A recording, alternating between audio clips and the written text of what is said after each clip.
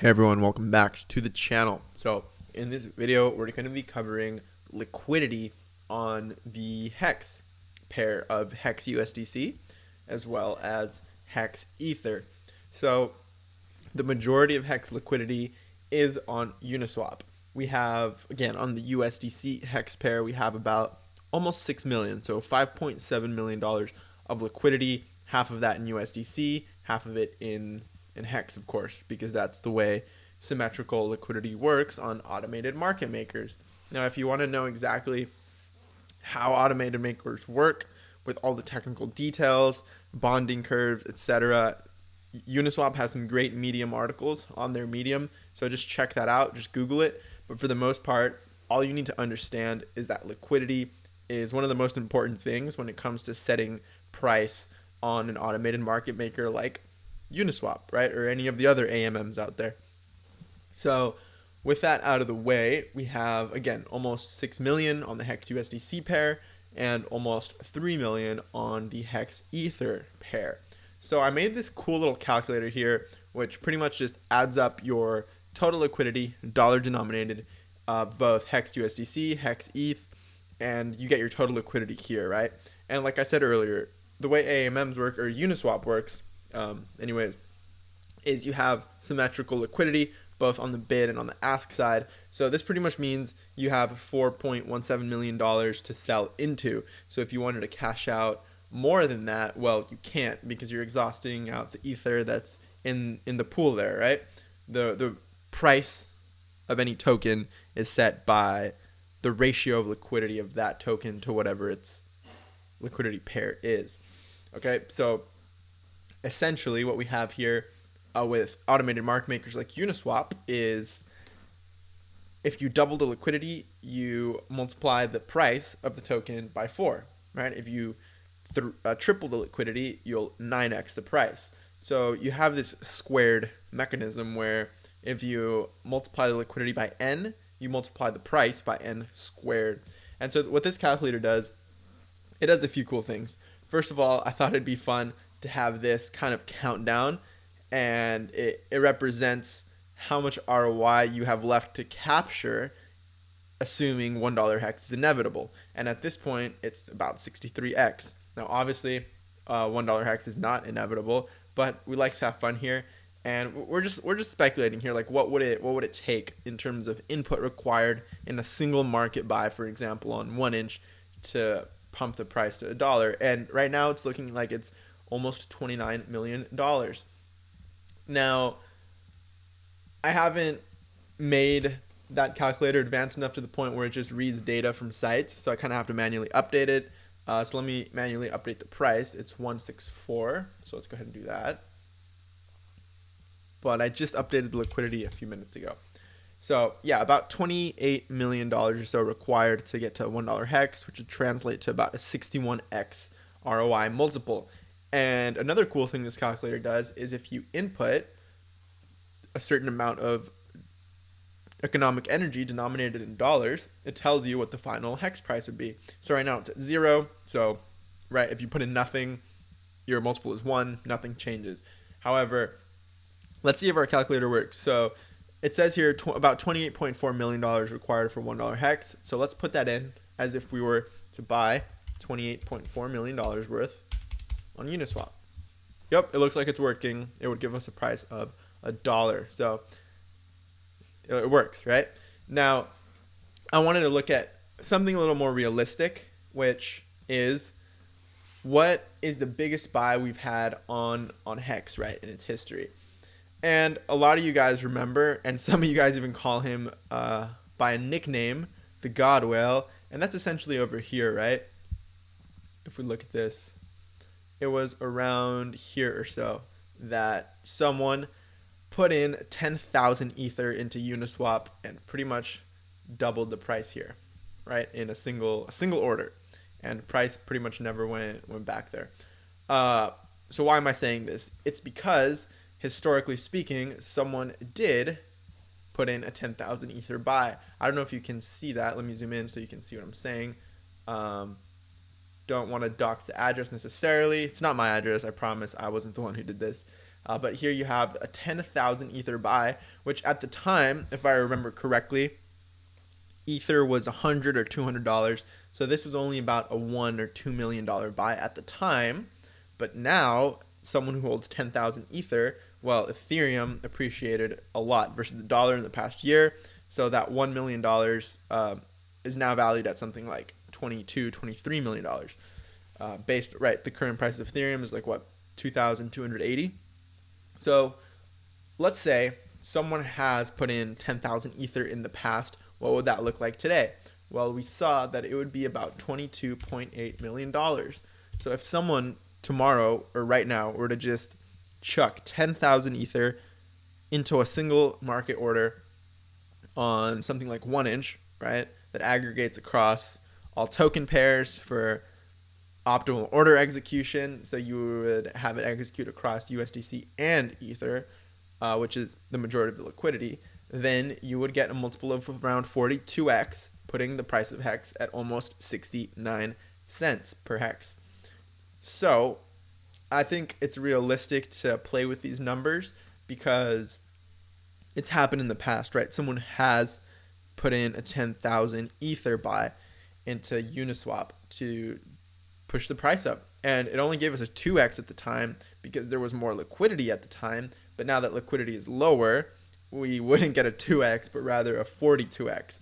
So big difference. Now you can probably understand why liquidity is important, right? And so I just wanted to share this with you guys to kind of show you historically what's happened, what would it look like today if something similar happened, and also just wanted to share this cool calculator that tells you, let's just put in some random values here. So $1 million, what would that do? It would send us to about 2.5 cents. So we've been there. That's kind of cool. $10 million would put us at almost 20 cents. And then something even more insane, like $100 million, would put us at $10. So now you can start kind of getting an understanding of, well, we don't have too many people with just 100 million lying around. Do we have people with just 10 million lying around? Maybe. Like, I'm assuming a lot of the people who have put in large amounts of Ether into, for example, the AA lobby, or when that was a thing, or even just market order buys of thousands of Ether. Because this guy that put in 10,000 Ether, I was looking through the chain analysis, and he was putting in at some points like 3,000 Ether, etc. So there are people with thousands of Ether, most likely Genesis whales holding the original Genesis coins. And so do you have people with just tens of thousands, maybe even hundreds of thousands of Ether lying around? Yes. And not only that, they also have other coins that they can dump for HEX if they wanted to. So this just goes to show, right, how much actual, I guess you could say, volume, how much economic energy you need to get these prices. And let me just show you something real quick.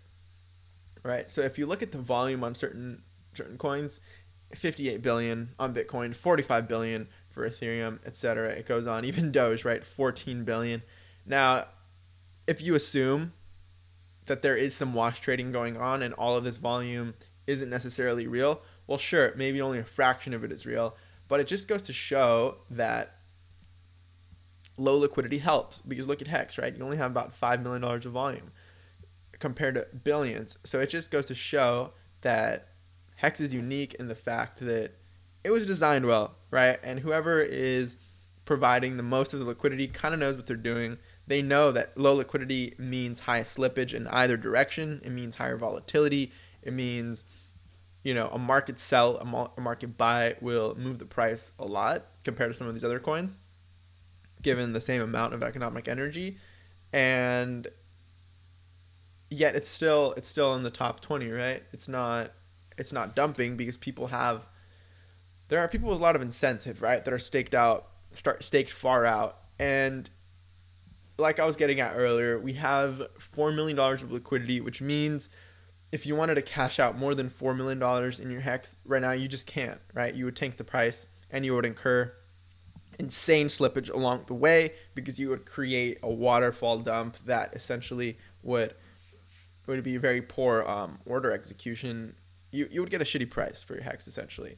because you'd be selling along the way as you're dumping the price, and so you would just be getting less and less and less dollars or ether for your coins, right, for your hex.